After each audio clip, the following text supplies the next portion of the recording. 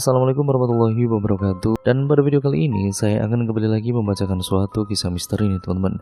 Kali ini merupakan sebuah kisah nyata dari narasumber yang katanya dari MC Dik, katanya Demit.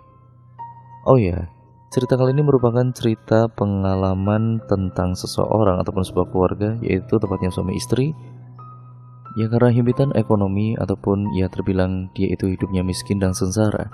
Akhirnya dia tergiur dengan perjanjian melakukan sesuatu hubungan ataupun ya perjanjian dengan setan, seperti itulah.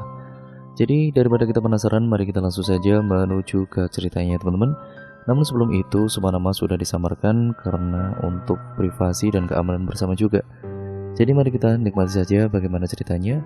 Yuk langsung saja kita mulai ceritanya. Oh ya, untuk kalian yang belum subscribe dulu ya teman-teman.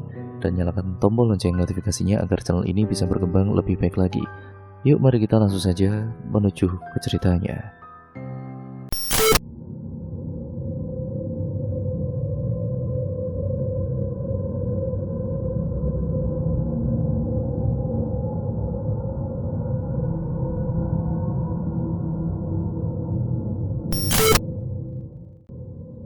Tidak terasa sudah 2 hari hujan turun terus-menerus di desa ini. Hujan yang disertai oleh petir yang menyambar sepanjang malam membuat semua orang yang sedang berada di dalam rumah kini resah oleh suara petir yang begitu menggelegar. Namun, rasa resah itu berbeda dengan satu keluarga yang ada di sana. Ais, seorang janda dengan 2 anaknya yang menempati rumah itu, nampak kaget ketika dia melihat kotak penyimpanan uangnya hilang begitu saja. Uang yang dia kumpulkan selama menjadi buruh tani untuk pembayaran hutang yang menumpuk dan kebutuhan susu anaknya yang masih kecil ini lenyap tanpa sisa. Dia hanya tertegun saking kagetnya melihat kotak kosong itu dengan petir yang menyala di luar rumah. Ketika sadar, dia berlari dan kemudian mencari tahu siapa yang mengambil uang yang ada di dalam kotak kecil. Dia membuka pintu rumah dan juga berlari. Dia tidak peduli dengan kondisi tubuhnya yang kini tampak basah. Rasa cemas, takut, dan juga khawatir kini menjadi satu. Dia harus mencari tahu siapa yang sudah mengambil uang yang ada di dalam kotak penyimpanannya. Karena tanpa itu semua dia takut akan apa yang terjadi terhadap keluarganya apabila dia tidak melunasi hutang-hutangnya itu. Hal itu rupanya tidak terjadi kepada Ais saja. Sudah beberapa hari ini terjadi sesuatu yang mengerikan di kampung Kemuning, tempat aku tinggal sekarang. Sudah ada 3 keluarga yang kehilangan uangnya secara tiba-tiba. Tentu saja hal itu membuat siapapun gempar. Semua warga mencari siapa pelakunya. Namun hal itu tidak membuahkan hasil. Semua perangkat kampung dikerahkan untuk ronda malam. Namun itu juga tidak bisa mencegah hilangnya uang-uang warga yang ada di sana.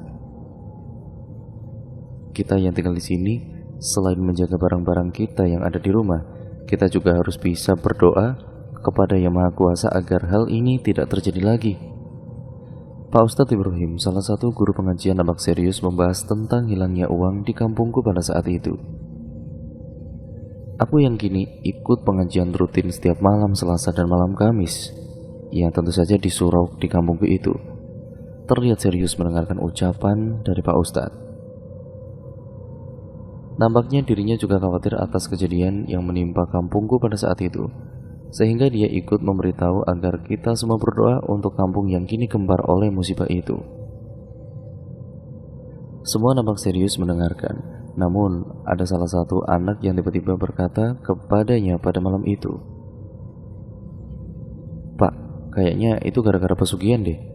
Dan kayaknya itu perbuatan Pak Taufik yang tiba-tiba mendadak menjadi kaya sehingga dia mau pindah ke ibu kota," katanya dengan nada yang lantang. "Hus, kamu itu jangan bilang begitu." Pak Ustadz Ibrahim langsung mengangkat tangannya dan mendekatkannya ke arah mulutnya. Dia hanya menggelengkan kepala dan kemudian menenangkan anak-anak lain yang tiba-tiba riuh oleh perkataan itu. Aku hanya terdiam mendengar hal tersebut. Memang Pak Taufik yang awalnya hanya buruh tani di ladang persawahan kecil kini memiliki banyak harta. Katanya ada pekerjaan di kota yang membuat dirinya ini seperti ini. Namun banyak orang yang tidak percaya akan hal itu. Dia yang hanya lulusan SD tidak mungkin bisa mempunyai harta yang banyak dalam waktu yang sangat singkat. Sehingga muncullah anggapan bahwa Pak Taufik melakukan pesugihan, apalagi dengan hilangnya uang-uang warga secara misterius itu. Aku sempat bertanya kepada bapak yang merupakan teman dekat dari Pak Taufik mengenai hal ini. Namun bapak hanya menjawab bahwa apa yang dituduhkan warga kampung itu salah, dan untungnya bapak tidak ikut menuduh Pak Taufik seperti warga yang lainnya. Apa yang dirumorkan warga itu rupanya membuat Pak Taufik marah, sehingga dia memilih untuk meninggalkan kampung dan pindah ke ibu kota karena dia tidak mau dituduh menjadi pelaku pesugihan. Aku terus memikirkan hilangnya uang-uang di kampung. Bahkan hingga hari ini, di hari Minggu pagi yang cerah sekali dengan hawa angin yang berembus dari sawah yang kini mulai mengering, keras sehingga membuatnya gagal panen. Bu, kok bapak belum pulang ketika nganterin Pak Taufik ke kota ya? Tanyaku. Ibu yang sedang memotong sayuran di dekatku hanya tersenyum dan menjawab, ya mungkin pindahannya lama neng, kan harus beres-beres, nurunin barang-barang, dan bersih-bersih rumah baru juga. Ya masalah lama atau tidak ya biarkan saja neng, bapak sengaja mau melakukan hal itu karena kita butuh uang. Aku kemudian kembali terdiam. Memang gagal panen kali ini membuat kita kekurangan uang untuk bertahan hidup. Hujan yang muncul beberapa hari ini pun tampaknya tidak membuat sawah yang bapak garap itu tidak kembali menghijau. Semuanya masih gersang dengan tanah yang terbelah akibat kekurangan air. Sehingga bapak rela ikut ke kota bersama dengan Pak Taufik agar dirinya bisa mendapatkan uang tambahan untuk kebutuhan kita semua. Aku kembali memandangi langit yang biru tanpa awan sembari berdoa agar bapak bisa pulang secepatnya dan berkumpul bersama kita di rumah. 4 hari berlalu, bapak akhirnya pulang cepat ketika aku pulang sekolah. Aku berlari di pematang sawah untuk menyambut bapak. Namun, bapak dan juga ibu nampak sibuk di dalam rumah. Mereka tampaknya sedang mengeluarkan lemari pakaian yang ada di dalam kamar. Sebuah lemari tua yang nampak reot dan diisi oleh baju-baju yang disimpan begitu saja sehingga nampak berantakan. Di dekat lemari itu, terdapat sebuah cermin besar yang tidak tahu didapatkan dari mana oleh bapak. Cermin itu sangatlah besar, berukuran 2 kali 1 meter dengan ukiran aneh di setiap sudutnya. Bapak juga kemudian menggantungkan pisang yang baru saja diambil dari pohon di sebelah cermin itu. Aku mendadak bingung atas apa yang dilakukan bapak dan ibu di dalam rumah. Semuanya terasa aneh. Bu, Pak, kenapa menggantung pisang di dalam kamar? Tanyaku. Ibu dan juga bapak yang nampak serius tiba-tiba kaget akan kehadiranku. Mereka menjawab dengan terbata-bata atas apa yang sedang dia lakukan. Ini barang dari rumah Pak Taufik yang gak dibawa olehnya. Katanya sih boleh diambil untuk di rumah, katanya dengan sedikit tersenyum. Aku sedikit melihat kembali cermin besar itu. Cermin itu nampak antik sekali, apalagi dengan ukirannya yang ada di dekat sudutnya. Cermin yang mungkin mahal ketika dijual. Namun, masa Pak Taufik memberikannya begitu saja kepada bapak? Kan aneh sekali. Sudah, jangan bengong seperti itu. Cepat ganti baju dan juga mandi dulu Gih. Lalu setelah itu langsung makan. Bapak sudah bawain ayam goreng dari kota untuk kita makan, kata ibu yang tiba-tiba menyuruhku untuk mengganti baju seragam sekolahku di kamar pada saat itu. Tidak terasa, hari kini sudah mulai gelap gulita. Aku bisa melihat dengan jelas bagaimana gelapnya di luar. Yang aku lihat hanyalah titik-titik cahaya dari rumah-rumah warga yang letaknya berjauhan. Memang wajar di rumahku yang merupakan pegunungan, sangat jarang ada rumah yang saling berdempetan satu sama lain. Biasanya rumah-rumah warga akan terpisah oleh sawah, kebun, ataupun kolam ikan yang mereka kelola untuk kehidupan mereka. Sehingga rumah-rumah di kampungku nampak asing dan saling terpisah satu sama lain. Hanya ada beberapa rumah yang berdekatan, yaitu rumah-rumah yang diisi oleh keluarga besar yang mempunyai banyak anak dan cucu di sana. Malam di kampung seperti biasa sangat hening sekali. Yang ada hanyalah suara jangkrik dan juga kodok serta burung hantu yang terkadang mengagetkanku dengan suaranya yang menakutkan. Aku tidak bisa tidur lebih awal karena ada beberapa tugas sekolah yang harus aku selesaikan. Aku larut dalam tulisan-tulisan dan juga buku-buku bacaan pada malam itu, hingga tidak terasa waktu sudah menunjukkan jam 11 malam. Perutku tiba-tiba keroncongan. Rasa ayam goreng yang aku makan tadi siang itu nampaknya masih berbekas di mulutku, sehingga aku berdiri dan juga menutup buku pada malam itu. Aku ingat ada beberapa ayam goreng yang masih tersisa di dapur, sehingga aku ingin memakannya sebelum nanti aku beristirahat kembali di dalam kamar. Aku pun beranjak pergi, membuka tirai kamarku secara perlahan dan berjalan ke arah dapur. Namun, kurasakan suasana ruangan tengah yang seharusnya tampak biasa saja, kini terasa berbeda. Seperti ada sebuah tekanan yang kemudian menekanku dari belakang, sehingga tubuhku tiba-tiba terasa sangat berat untuk melangkah. Dek, dek, dek. Entah apa yang terjadi, namun setiap kali aku melangkahkan kaki, jantungku kembali berdetak dengan kencang. Bahkan kini nafasku pun terasa sangat berat sekali. Ruangan ini tampak kosong, tapi ya terasa sesak sekali. Seolah banyak sekali orang yang memenuhi ruangan ini sekarang. Mereka saling berdempetan satu sama lain, saling memenuhi setiap sudut ruangan, hingga membuatku yang sedang melangkahkan kaki pun merasa kesusahan untuk melangkah. Jujur, aku takut dengan suasana ini. Tidak seperti biasanya, aku merasakan aura yang membuatku ketakutan di dalam rumahku sendiri. Aku terbiasa begadang dan larut dalam buku pelajaranku setiap malam. Namun, aku belum pernah merasakan hal seperti ini. Apalagi, secara perlahan aku mencium bau harum, bau dari bunga yang seringkali aku temukan di pemakaman kampung. Bunganya sangat persis sekali. Karena setiap pulang sekolah aku melewatinya, jadi aku hafal betul dengan bau ini. Tubuhku semakin merinding, entah mengapa aku mendadak takut atas apa yang terjadi di dalam rumahku pada saat itu. Bau itu semakin lama semakin menyengat, bahkan baunya itu muncul dari arah kamar bapak. Dek, dek, dek. Jantungku berdebar dengan sangat kencang. Suasana rumah yang awalnya tenang kini seperti menakutkan. Seperti banyak mata yang sedang mengawasiku pada malam itu. Apa yang Bapak lakukan? Kenapa ada bau seperti ini? Pikiranku dipenuhi oleh pertanyaan yang semakin lama semakin membuatku terasa pusing. Aku terdiam sebentar, rasanya berat apabila kaki ini melangkah ke arah kamar Bapak, seperti ada sesuatu yang menolak tubuhku agar aku tidak mendekatinya pada saat itu. Namun, karena rasa penasaranku yang begitu besar, sehingga aku memberanikan diri untuk mendekati kamar Bapak. 1 langkah, 2 langkah, 3 langkah. Langkahku benar-benar berat setiap kali aku mendekatinya, seperti ada beban yang berat sekali yang harus aku pikul di atas pundakku. Namun, aku terus memaksakan diri, meskipun kini tubuhku berkeringat dingin dengan hembusan nafasku yang sangat berat. Tidak lama kemudian aku akhirnya sampai di depan kamar Bapak. Sebuah ruangan kamar yang tertutup oleh tirai berwarna hijau tua, di mana di sanalah bau wangi bunga-bunga pemakaman itu berasal. Aku nampak ragu, apakah yang aku lakukan ini benar? Apa yang sebenarnya yang dilakukan Bapak di malam ini? Pertanyaan-pertanyaan itu kembali memenuhi otakku. Namun, aku akhirnya mengangkat tanganku secara perlahan dan membuka tirai kamar Bapak pada malam itu. Mataku terbelalak, aku seakan tidak percaya atas apa yang aku lihat.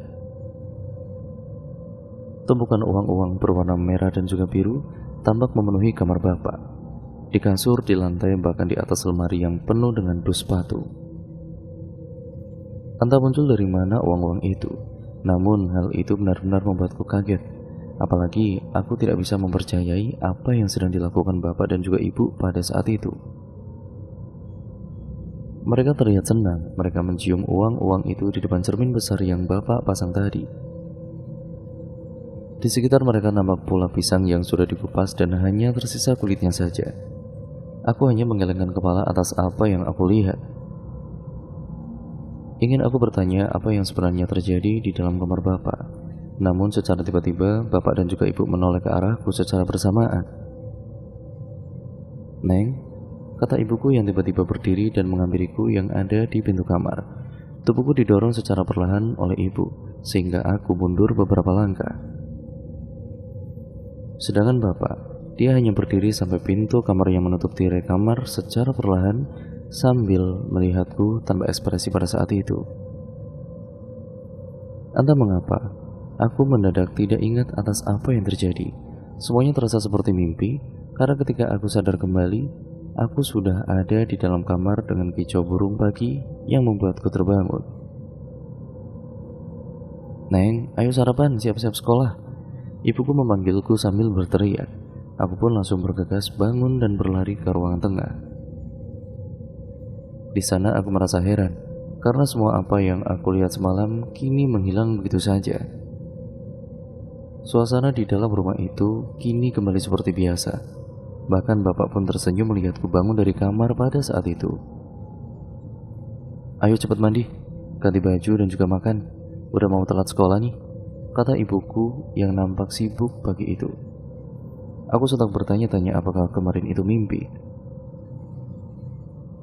Kalaupun memang benar itu adalah mimpi, tapi kenapa semuanya ini begitu nyata ketika aku melihatnya? Aku benar-benar tidak habis pikir atas apa yang terjadi. Hari itu, ibu nampak sibuk di dalam rumah ketika aku pulang ke rumah. Suasana rumah kini mendadak lebih cerah dari sebelumnya. Sayuran-sayuran segar, daging, ikan, serta bahan makanan lainnya menumpuk di dapur. Sedangkan bapak, aku tidak melihatnya di siang ini. Dia menghilang entah kemana. Ibu kemudian mengatakan bahwa bapak kini bekerja untuk pengurus kebun pisang di kampung sebelah, sehingga ketika pulang dia selalu membawa satu tandan pisang untuk dibawa ke rumah. Namun anehnya, tidak pernah sekalipun aku makan pisang itu. Pisang-pisang itu selalu dia bawa ke kamar dan digantung di dekat kaca besar yang ada di dalamnya. Suasana rumah yang terasa cerah karena bapak kini mempunyai penghasilan lagi. Bahkan mungkin kali ini lebih dari cukup daripada membajak sawah yang mengering di depan rumah. Namun terasa berbeda ketika malam tiba. Suasana rumah terasa lebih hening, seperti ada banyak mata yang mengawasiku untuk beraktivitas. Bahkan sikap ibu dan bapak ketika malam mulai berbeda. Mereka kini sering menyuruhku untuk tidur lebih awal dan tidak memperbolehkan aku untuk memasuki kamar mereka. Bilangnya sih, ya mereka ingin punya anak lagi yang akan menjadi adik kecil untukku. Sehingga mereka yang wajar saja bilang seperti itu kepadaku, karena mungkin mereka malu ketika aku masih terbangun di tengah malam ketika mereka sedang ingin bersetubuh pada malam tersebut. Tapi entah mengapa alasan itu nampak tidak masuk akal bagiku. Semuanya terasa janggal. Semuanya merasa tidak saling berhubungan satu sama lain. Apalagi menyangkut pisang yang setiap hari bapak bawa entah dari mana dan digantung di dekat cermin besar pemberian Pak Taufik. Semakin hari, suasana rumah tampak bahagia. Ibu kini sudah mulai bisa membeli peralatan dapur. Semua peralatan lama dibuang dan diganti dengan yang baru. Rumah pun kini diperbaiki secara perlahan-lahan. Atap-atap yang bocor dan tembok yang kusam kini dicat sehingga nampak baru. Semenjak bekerja di kebun pisang, bapak kini selalu membawa uang banyak. Uang yang membuat kehidupan kita meningkat secara perlahan-lahan. Namun, suasana malam yang tampak berbeda terus saja aku rasakan. Ibu kini sering mengecek kamarku dan kemudian memastikan aku harus tidur sebelum jam 10 malam. Bahkan, bapak sedikit marah ketika aku masih mengerjakan tugas sekolah ketika larut malam. Entah apa yang terjadi, namun lagi-lagi alasannya karena ibu sedang program hamil sehingga aku tidak ingin mengganggu aktivitas malam mereka. Seminggu setelah kejadian itu, tepatnya ketika aku pulang dari pengajian rutin di surau, aku dikejutkan oleh beberapa bayangan yang melompat di antara pepohonan dekat rumah. Bayangan-bayangan seperti kera kecil yang muncul begitu saja di sekitaran rumah. Awalnya aku tidak memikirkan keanehan itu. Aku masih berpikir positif, karena mungkin saja mereka datang untuk mencari makan karena melihat bapak seringkali membawa pisang sepulang bekerja. Namun sesuatu yang terjadi di luar apa yang aku pikirkan.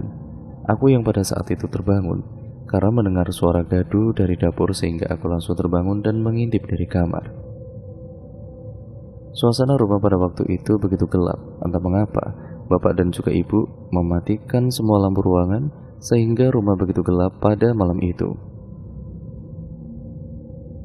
Seketika aku pun kemudian melihat sebuah bayangan seperti sosok manusia yang sedang memakan sesuatu di dapur. Makannya sangatlah rakus. Dia seperti mengunyah sesuatu dengan terburu-buru di tengah-tengah kegelapan malam. Aku penasaran akan hal tersebut. Aku berjalan secara perlahan-lahan ke arah dapur dan menyalakan lampu dapur pada malam itu. Betapa terkejutnya aku ketika melihat sesuatu yang ada di dapur tersebut. Sesosok makhluk yang dengan besar dengan bulu berwarna coklat kehitam-hitaman berdiri membelakangiku sambil memakan pisang yang ada di depannya. Ekornya panjang terurai, bulunya memenuhi seluruh tubuhnya. Hanya tangan dan telapak kakinya yang tidak berbulu, namun kulitnya keriput dan berkuku sangat tajam. Terlihat di sekitarnya banyak sekali kulit pisang yang berserakan di mana-mana, seperti yang kulihat di dalam mimpi, di mana ada uang yang berserakan begitu saja di dalam kamar bapak. Jujur aku kaget atas apa yang aku lihat pada saat itu. Seseorang yang aku anggap bapak ternyata adalah salah satu dari sosok yang tidak aku kenal. Seekor kera yang sangat besar, yang tengah asik memakan pisang yang ada di depannya. Makhluk itu baru saja sadar beberapa detik setelah lampu aku nyalakan. Seketika makhluk itu langsung berpaling ke arahku dan menatapku dengan sangat tajam. Matanya melotot, kelopak matanya hilang sehingga hanya ada bulatan bola mata yang menonjol keluar. Wajahnya dikelilingi oleh bulu yang menutupi seluruh tubuhnya. Dia mirip kera yang sangat besar, namun wajahnya nampak sedikit lebih pucat dan lebih menyeramkan lagi karena gigi taringnya mencuat tajam keluar. Sontak aku mundur beberapa langkah. Dia nampak marah atas apa yang aku lihat pada saat itu. Seketika mulutnya terbuka, aku dengan jelas melihat gigi taringnya dengan mulut yang terbuka. Dia bahkan melemparkan pisang yang sedang dipegangnya, sehingga aku langsung berbalik ke belakang dan berlari ke dalam kamar. Jantungku berdecak kencang. Aku benar-benar takut atas apa yang aku lihat. Kenapa? Kenapa ada makhluk seperti ini di rumahku? Gumamku. Keringat dingin langsung memenuhi tubuhku, napasku terasa berat dengan bulu kutuku yang langsung merinding. Aku langsung duduk dan juga menyender di tembok. Kedua tanganku aku dekatkan ke dada, berharap aku bisa mengontrol detak jantungku pada saat itu. Namun suasana tiba-tiba hening kembali. Suara gaduh dari dapur entah mengapa tidak terdengar lagi. Suara dari makhluk itu seperti tiba-tiba menghilang seketika. Yang ada hanyalah sebuah bau yang aku kenal, bau dari bunga pemakaman yang terasa tidak asing. Bau dari bunga itu membuat tubuhku mengantuk dan tidak berdaya di sana. Secara perlahan, aku kemudian memejamkan mata dan tertidur dengan sendirinya sambil menyender ke tembok kamar. Pagi hari aku dikejutkan oleh suara dari bapak yang nampak marah kepada ibu yang membuatku terbangun. Secara samar-samar aku mendengar kata pisang yang disimpan di dapur. Aku tidak tahu persis apa yang mereka bicarakan, namun aku mendengar kembali bahwa ibu lupa memindahkan pisang itu ke kamar, sehingga hal itu membuat bapak sangatlah marah. Seketika aku kaget mendengar hal tersebut. Rupanya apa yang aku lihat bukanlah sebuah mimpi. Aku langsung bangun dan berlari keluar dari kamar. Di sana aku melihat ibu sedang membersihkan kulit-kulit pisang yang berserakan begitu saja di dapur. Hal itu membuatku lebih yakin bahwa apa yang aku lihat ketika malam itu bukanlah sebuah mimpi atau halusinasi, melainkan memang benar ada makhluk berwujud kera besar yang muncul di dapur pada saat itu. Ibu dan juga bapak nampak kaget sekali ketika aku keluar kamar seketika. Mereka mendadak berhenti dan mengalihkan pembicaraan yang aku dengar sebelumnya. Neng sudah bangun?" kata bapak sambil tersenyum. Sudah beberapa hari semenjak kejadian itu, suasana rumah semakin menyeramkan. Banyak sekali hal-hal yang terjadi di dalam rumah. Seperti seringkali ada kera dan bayangan bentuk kera yang melompat-lompat satu sama lain di sekitaran rumah. Bau-bauan yang menyengat di malam-malam tertentu. Dan juga sifat bapak dan juga ibu yang ingin berubah secara perlahan. Mereka lebih sering menyuruhku untuk tidur lebih dahulu. Bahkan, bapak ini terkadang marah apabila aku tidak melakukan itu. Hingga tepat aku sedang mengaji rutin di surau, tiba-tiba anak-anak terlihat serius membicarakan tentang beberapa warga di kampung yang kembali kehilangan uang di kampung ini. Mereka bahkan sempat memergoki bahwa ada hewan yang bentuknya seperti kera kecil yang terlihat masuk ke dalam rumah lalu menghilang.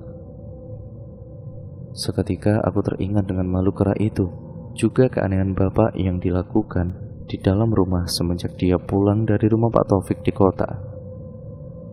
Apa mungkin bapak melakukan pesugihan seperti yang pada saat itu dituduhkan kepada Pak Taufik? Aku ingin sekali bertanya kepada Pak Ustadz Ibrahim akan hal ini, tentang keanehan-keanehan yang terjadi di rumahku dalam beberapa hari ini. Namun, setiap kali aku ingin bertanya, tubuhku seperti menolaknya, seperti ada sebuah dorongan agar aku tidak melakukan hal tersebut.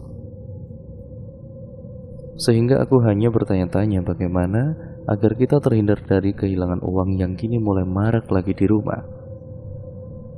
Pak Ustadz Ibrahim hanya menyarankan aku untuk mengaji setiap malam, karena hal itu secara tidak langsung bisa menjaga aku dari hal-hal yang menyeramkan dan bisa mengganggu hidupku dari para makhluk yang jahat kepadaku. Aku pun mengangguk, dan aku pun mencoba untuk melakukan apa yang dikatakan oleh Pak Ustadz Ibrahim, sambil menepis pikiranku tentang bapak yang melakukan pesugihan. Benar saja, aku mulai mengaji setelah jam 7 malam hingga jam 9. Suasana rumah yang awalnya menyeramkan ketika malam itu kini secara perlahan-lahan memudar. Suasana kembali tenang, dan aku tidak mendengar suara gaduh lagi di tengah malam. Hal itu berlangsung selama beberapa hari. Hingga suatu malam, aku dikejutkan oleh bapak yang melarangku untuk mengaji kembali entah apa yang terjadi kepadanya. Dia yang sedikit marah melarangku untuk mengaji pada malam itu. Bahkan, aku harus tidur lebih dulu ataupun lebih cepat malam ini. Aku sontak bertanya kepada bapak, apa yang sebenarnya terjadi? Namun ibu yang ada di belakang bapak langsung berkata, "Ini bukan urusan Eneng, yang pasti Eneng gak boleh lagi mengaji di rumah ini. Dan Neng lebih baik tidur sebelum jam 8 malam." Suasana rumah yang kembali tenang setelah aku mengaji rupanya tidak disukai oleh bapak dan ibu. Bahkan dia menyuruhku agar aku tidak mengaji kembali di surau. Ya karena dia tidak suka aku yang pulang malam ketika pulang mengaji di sana. Aku marah, benar-benar marah. Baru kali ini aku melihat bapak dan juga ibu melarangku untuk mengaji, padahal mereka sendiri yang menyarankan aku untuk mengaji di surau bersama Pak Ustadz Ibrahim sedari kecil. Aku malah curiga, ya bahwa pikiranku ini tentang pesugihan memang dilakukan oleh kedua orang tuaku. Buktinya, ketika aku mengaji di rumah mereka malah marah, bahkan melarangku untuk mengaji lagi di setiap malamnya. Aneh sekali kan? Bapak terus-menerus mengomel tentang apa yang aku lakukan. Dia terus berkata bahwa aku harus cepat tidur karena besok harus bersekolah. Aku yang marah langsung berlari ke kasur dan menarik selimutku hingga seluruh tubuhku tertutup. Rupanya ibu dan juga bapak menungguku hingga benar-benar tertidur di sana. Namun wajah mereka tampak cemas, hingga beberapa kali melihat jam dinding yang bergerak sambil berbisik satu sama lain sambil menunjuk jam yang ada di sudut kamarku itu. 1 jam berlalu. Rasa marah yang aku rasakan membuatku mengantuk. Ibu dan juga bapak akhirnya pergi keluar kamar sambil tergesa-gesa. Tepat jam 12 malam, entah mengapa seperti ada dorongan dalam tubuhku yang membuat aku tiba-tiba membukakan mata. Suasana rumah kini kembali kelam, gelap dan sepi seperti yang aku rasakan sebelumnya. Ditambah lagi bau bunga pemakaman yang sangat menyengat kini masuk ke dalam kamar, sehingga aku langsung mencium baunya dan membuatku langsung tersadarkan begitu saja. Aku seketika turun. Rasa ketidakpercayaanku atas rumor pesugihan yang membuat uang-uang para warga menghilang membuatku penasaran, karena semuanya seperti berkaitan satu sama lain. Banyak sekali cerita bahwa mereka melihat kera-kera yang melompat-lompat di atap-atap rumah sebelum mereka ini kehilangan uangnya pada malam itu. Ada juga yang tempat penyimpanan uang mereka berubah menjadi kulit pisang secara mendadak. Ada pula yang berkata bahwa melihat kera besar seukuran manusia yang keluyuran di sekitar kampung di malam-malam tertentu, seperti yang aku lihat di dapur itu. Semuanya berkaitan dan pusatnya ada di dalam rumah ini, dimulai dari bapak yang datang dengan cermin besar dan pisang yang selalu dia bawa ke rumah, yaitu sepulangnya dari bekerja di kampung sebelah. Aku menghela nafas panjang. Aku mencoba mengumpulkan keberanianku agar aku tidak bisa melangkah keluar kamar pada malam itu. Aku berjalan secara perlahan, membuka tirai kamar dan masuk ke ruangan tengah. Suasananya benar-benar hening, seperti banyak mata yang baru muncul dari segala arah. Suasana rumah kini lebih menyeramkan dibandingkan malam-malam sebelumnya. Aku hanya bisa melihat di sekelilingku di dalam kegelapan karena ibu mematikan ruangan tengah. Aku mulai berjalan kembali secara perlahan, mencari tahu apa yang kedua orang tuaku lakukan sekarang. Karena gedak. Tiba-tiba aku mendengar suara dari hewan buas di dalam kamar bapak. Suara itu disertai dengan suara seseorang yang sedang melompat ke sana kemari dan menabrak benda-benda yang ada di sekitaran kamar. Suasana begitu gaduh ketika aku ada di ruangan tengah. Namun suara gaduh ini tidak terdengar ke kamarku yang letaknya tidak jauh dari kamar kedua orang tuaku. Jantungku berdetak kencang. Semua obrolan ketika di surau tentang pesugihan itu kini mulai membusuk ke dalam pikiranku. Namun aku terus-terusan menepis pemikiran itu. Sebelum aku melihatnya dengan kedua mataku sendiri, aku terus berjalan selangkah demi selangkah.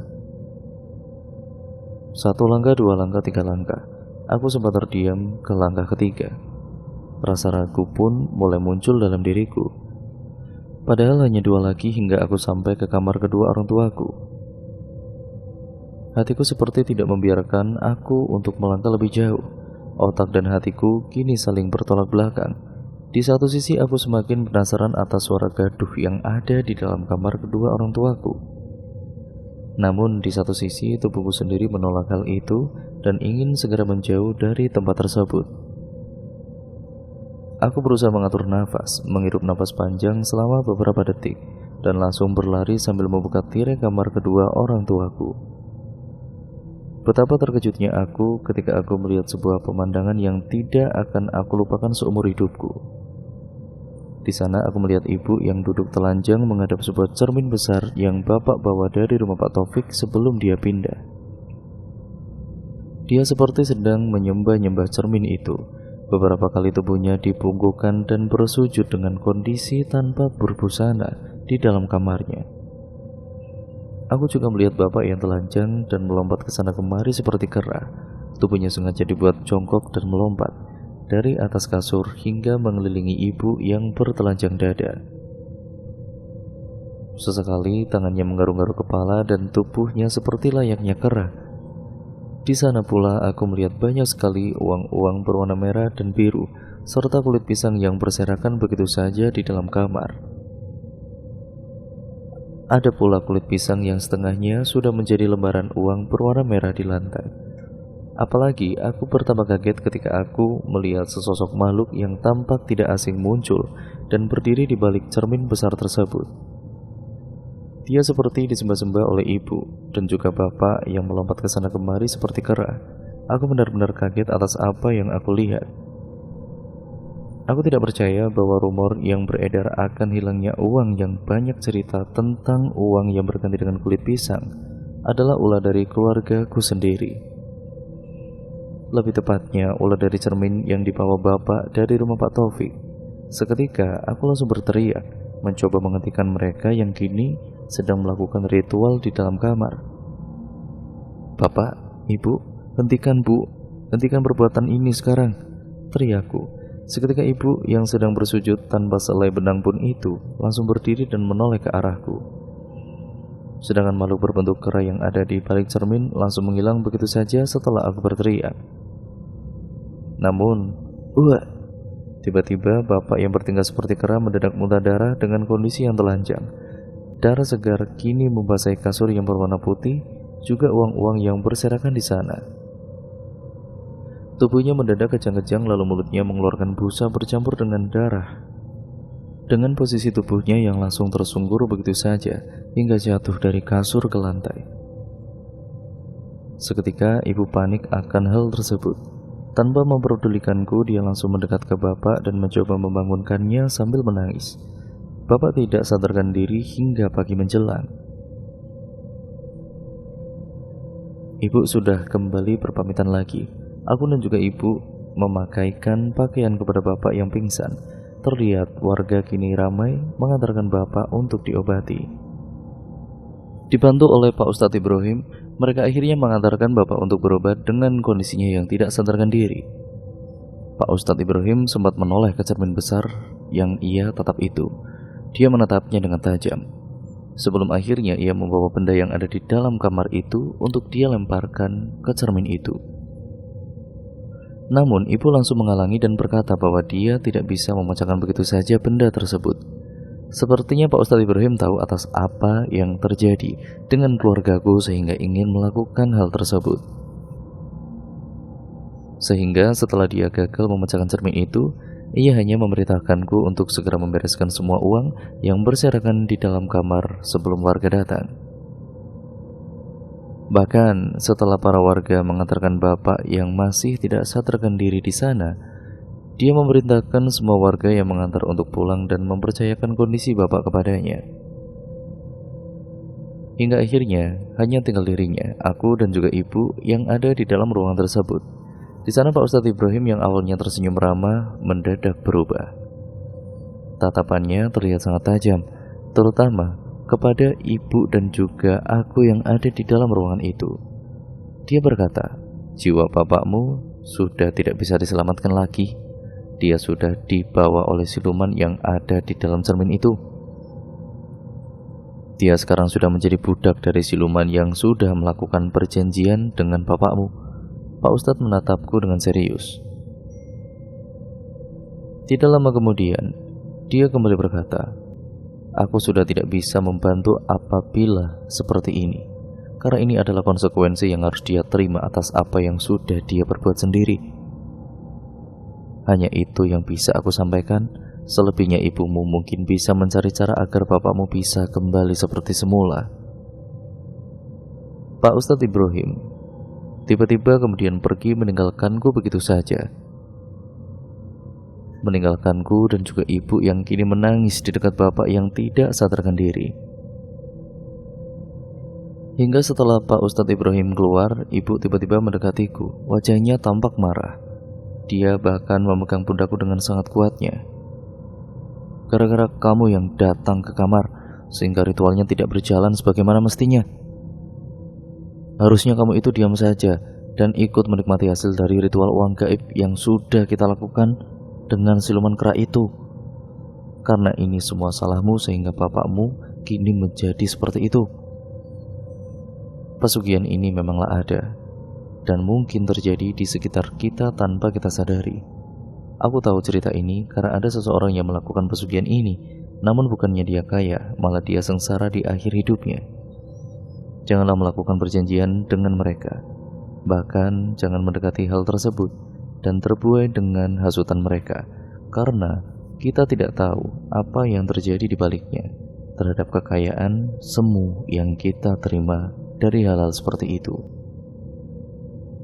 Dan cerita pun akhirnya selesai sampai di sini ya teman-teman.